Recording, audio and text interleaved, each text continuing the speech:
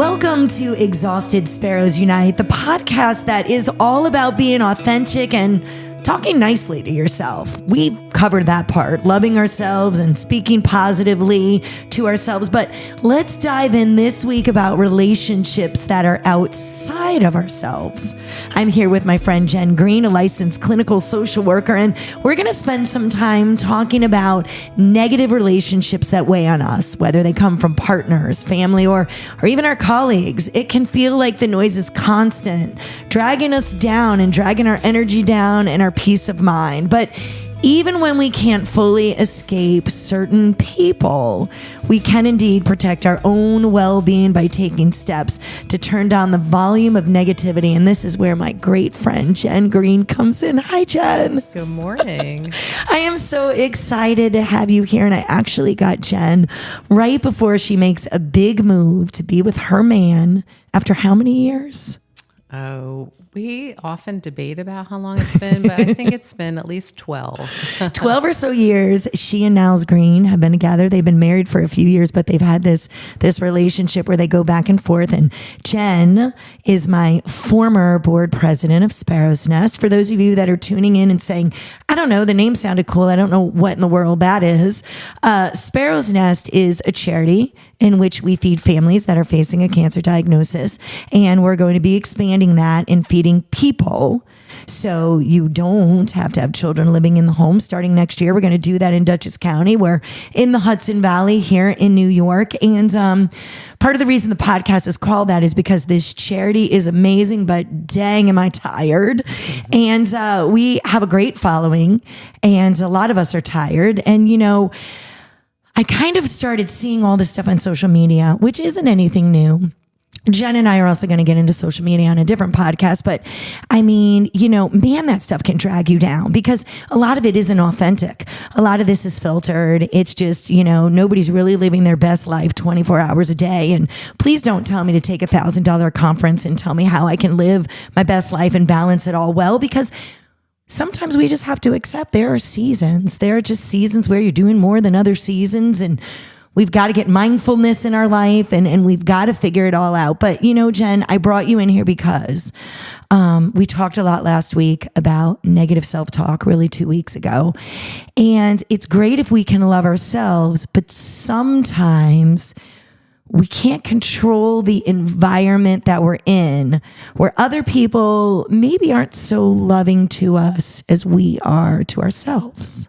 Well, I think that's really true. And I think we really don't have power over anybody else, right? We can maybe influence other people, right? But we really don't have the power to change another person. So it really becomes our responsibility to focus on ourselves and how we handle things and how we view the world, and in those environments or in those relationships to really be looking towards ourselves in terms of either how we're coping with it, or, you know, setting boundaries, or even, you know, looking at how somebody else's words are impacting us, right? We do have in ourselves the power to believe what somebody's saying to us or not, right? And so that is often a lot of the work that I do with clients in counseling, is really looking at what do we have power over, what don't we have power over?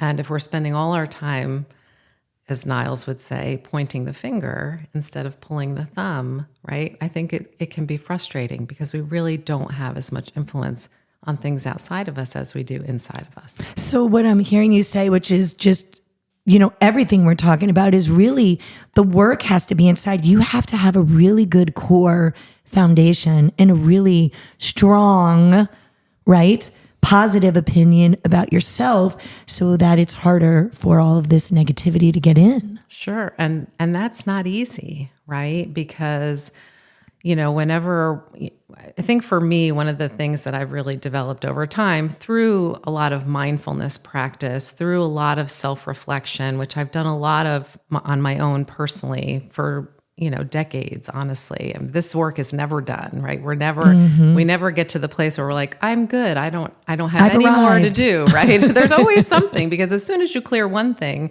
something else shows up, sure. right? And so, it's really a practice of looking at yourself. And so much of our negative belief systems about ourselves are born in childhood, from those early childhood experiences. And so I think self-compassion is so important to be able to recognize that I really believe this is true. I think that we all get a healthy dose at some point in our childhood of I'm not good enough.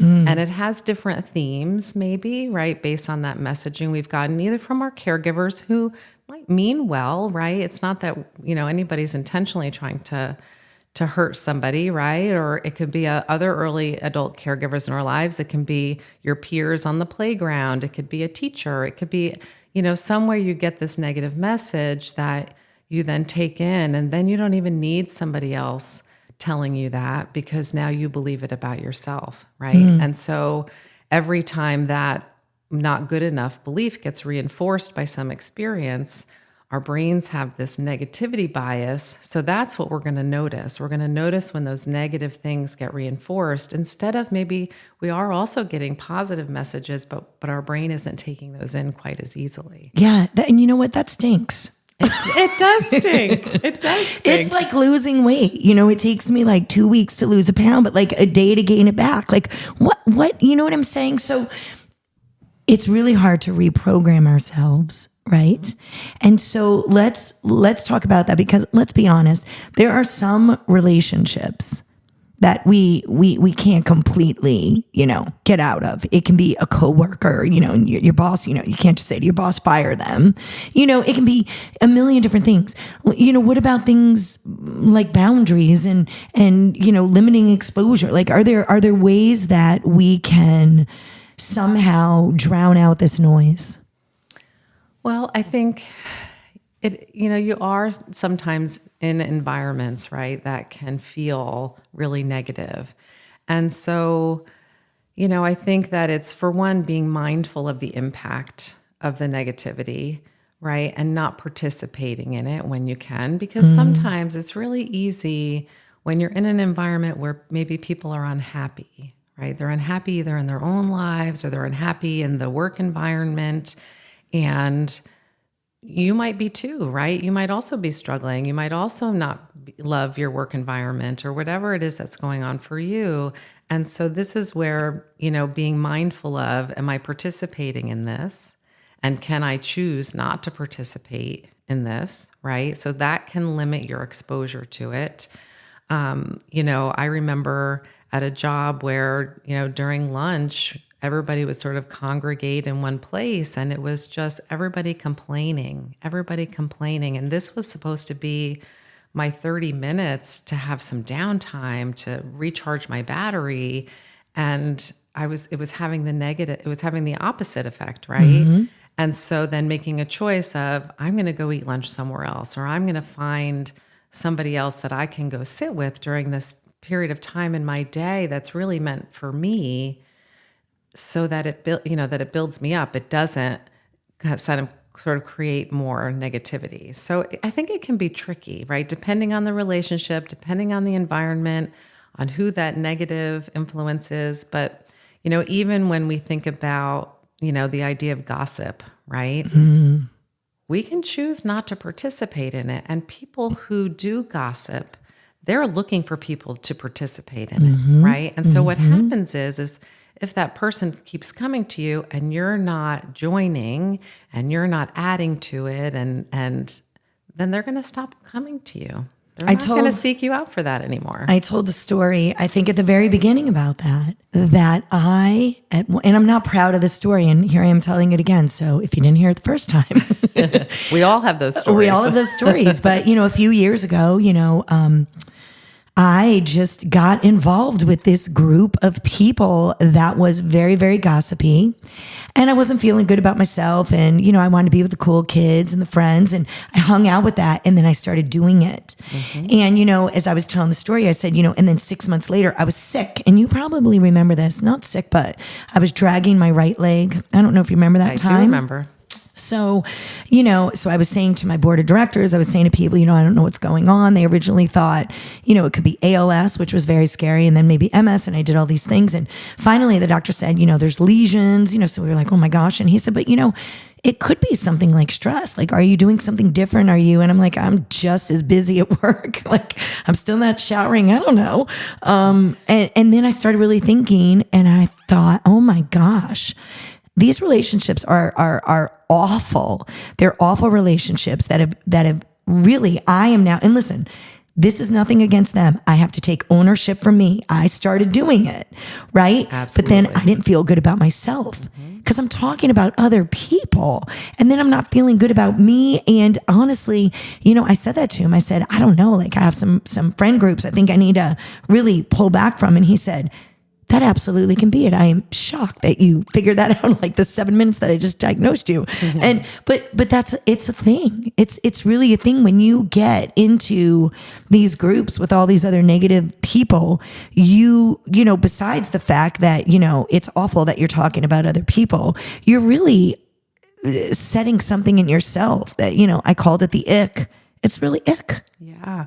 Well, I mean, but what you said is so true, right? You weren't feeling good about yourself. And so you were more susceptible to being drawn into something like that and then participate in it. And so, one of the things that I often talk about with clients is this idea of when someone is gossiping, when someone is talking negatively about something else, it's really more a reflection of where they're at, a reflection of them versus you. Right? You might be the target of it, which doesn't feel good. It never feels good to be the target of somebody's gossip or negativity, but it really is really more about the person who is gossiping. And like for you to then be able to stop and say, oh my gosh, I'm participating in this, right? That takes that really important aspect of self-awareness, right? It's really hard to grow and change without what I like to say, holding up a mirror, right? We have to hold up the mirror and say, what is going on for me?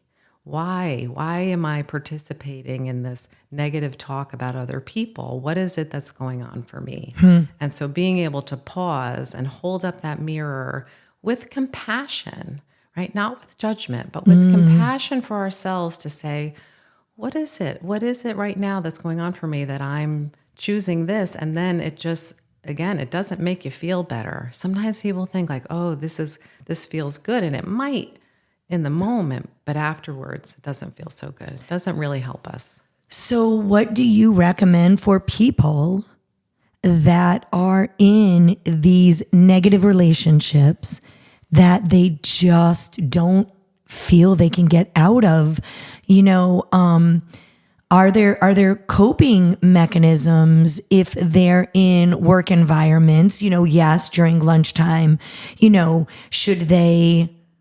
should they be saying something to these people? Should they instead just really work more on them? I mean, there are just plenty of people, that have come to me recently and said, I wish you would do something about the workplace because my workplace is just so negative. So what do you suggest? I mean, obviously when you can, draw yourself away from them, that is a great start. Mm-hmm. I love the idea of having the power to say something, right? That using our voice is so important. And, I think that effectively communicating that to somebody is not, you always do this, or I don't like when you, right? Like people are going to get defensive. Sure. It's more about when you do this, when you say this, I feel this.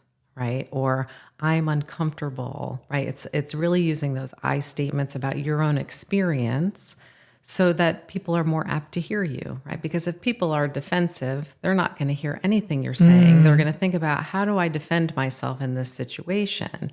So, I think using your voice and speaking up when that's an option, right? You have to know your environment. You have to know who your audience is. If it's your boss and they're going to get defensive no matter how you say it. You have to be thoughtful about that. But I do think because maybe those other folks around you aren't aware of the impact of the conversations or what they're saying, or right. So it may actually help them develop some self-awareness also. So I think using your voice is always a good option.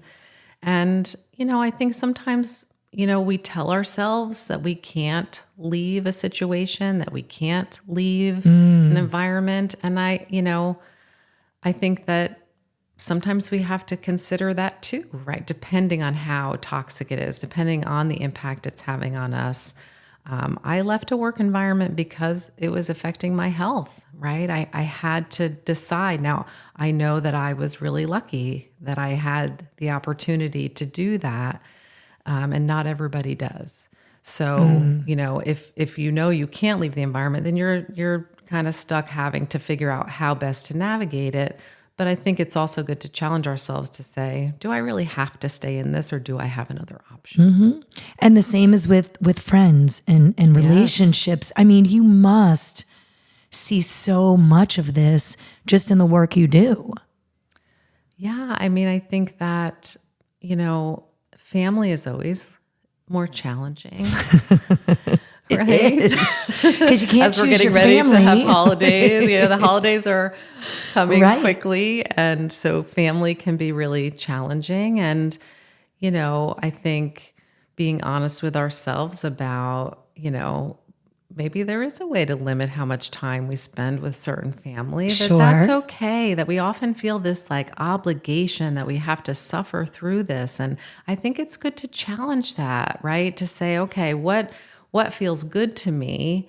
Can I still honor my values or morals about, spending time with family without it having to be full of suffering, Sure. And so really sort of deciding for ourselves what's good for me in this situation that I can still feel good about. Right. And so I do think that's trickier. It's even trickier when it's somebody who lives in your own home with you. Right. I think that those things aren't always as easy to navigate. Where when it's, I think, friends or other people, it might be easier to sort of make decisions about how much time am I going to choose to spend with this person. And I often think people feel this sense of obligation. Well, this is the right thing to do. And that would be the thing I would challenge is why? Why is that the right thing to do? If it's causing you suffering, let's really look at that and dive into where does that belief come from, right? Sure, because we're told, this is your family. We're all family. We stay together. So you have this just kind of drilled into you, no matter what, right? Like that's the unspoken part. No matter what they say, no matter what they believe, no matter what and sometimes I think, we just get through an election where, half of the country is, disappointed. Half of the country is not, even setting boundaries with things like that, because you are going to be in mixed company, especially when it comes to family, Sure, yeah. Saying there will be no politics or no religion or whatever, subjects, are going to be triggering and then cause some negativity. And, I think my next question would be for those that stay in relationships, right? In physical relationships with spouses, partners, that talk negatively to them. How do you even begin to dive into that, Jen? For someone that has been in this relationship for 10, 15 years, and is just so used to this negativity. I don't even know how you touch that with a 10-foot pole. I don't even know where you start. Well, you start at why does that person think that they deserve that? Right. Right. Where in their life did they get this idea that this is okay, that they should just suffer through this, that they should tolerate someone being unkind to them, someone putting them down, whatever that is? And oftentimes, as you start to trace those things back, it again goes back to those early childhood experiences where there was maybe a critical caregiver, or they saw these dynamics playing out in their own household. And so they think this is just normal. This is just what life is. And so it's really about tracing that back to why do you believe that this is okay? And even if you think it's not okay, why do you think that you deserve to have to be in this situation? And I've been doing lots of deep dives into the brain science around it, right? As a clinician, this was a second career for me. So I've been doing it for about 10 years. And when I went into private practice a couple of years ago, I'm sitting with clients who were having those conversations, but how do we really move the dial? How do we help people undo these belief systems that are creating suffering and harm for them? And it really does go back to the brain.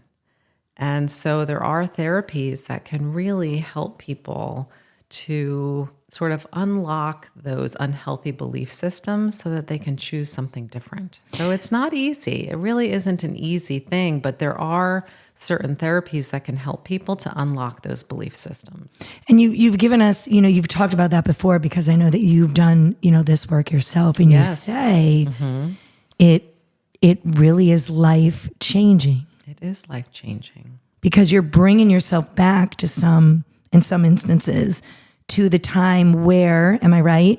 These things happened, and then in your brain, you're reliving it differently. Yes. Yeah. So, one of the therapies that I got trained in about a year ago is called EMDR. Stands for eye movement desensitization and reprocessing. It's a lot of words. Yeah. And so it really is about identifying those belief systems that are really triggering in your current life, right? And so, so this, again, sort of takes some investigation, right? So you notice what triggers you. That's kind of the first step. What is the thing that's triggering you, that's creating a lot of suffering in your life? And then what is the belief system associated with that? And so, I recently processed a belief of being inadequate, right? And how many of us, in some sense in our lives, feel inadequate, And so I was able, to sort of identify a memory when I was a kid of where that maybe got planted. It likely got planted even earlier than that, but sort of where it was a really vivid memory that stuck out in my mind about where that belief really was either planted or really kind of stuck with me. And here I am all these decades later, and it's getting triggered in my current life. And so through the process of EMDR, was able to go into that memory and really heal it, and heal it in a way that that feeling of inadequacy doesn't have so much power. So is this something through like a hypnosis where you're going back? No, it's not hypnosis. It's really, so I don't know how much in the weeds you want to get about this, but it uses something called bilateral stimulation, right? Okay. So you can do that through eye movements where people move their eyes back and forth, kind of like when you're in REM sleep, right? When your brain is processing during REM sleep at night, your eyes are moving back and forth. So you can do it with eye movements, right? Where somebody follows either the clinician's fingers or a light back and forth. And that, what it does is it activates your brain's healing system. Wow. Your brain has its own natural healing system. And so some clients are uncomfortable doing eye movements, right? Like it's just not something like, I remember even as a clinician, when I first heard about EMDR, I was like, oh, that's kind of weird. Like, what is, I don't understand, And so you can also do bilateral stimulation with tactile, right? And so when I first learned it, it was just me tapping on my own legs, right? Alternating tapping on my own legs. So there's lots of different ways to activate your brain's healing system with the guidance of a therapist to really heal some of these belief systems that really are creating suffering and, triggering you and causing pain in your life. So it's one of the coolest things I've ever done is to learn about things like that. We need like our own episode just for that. I think that you should, we should give you some EMDR on the air here. Maybe not. I mean, there could be a lot that comes out, but listen, this is the podcast where we're living authentically our authentic self. So, I mean, if it's going to come out, so be it. Oh my goodness. So do you have any, any advice as we get ready to wrap this episode up, for those that are really taking the negative words that are around them and really, absorbing it and just not able to see that, this isn't something that's meant for them.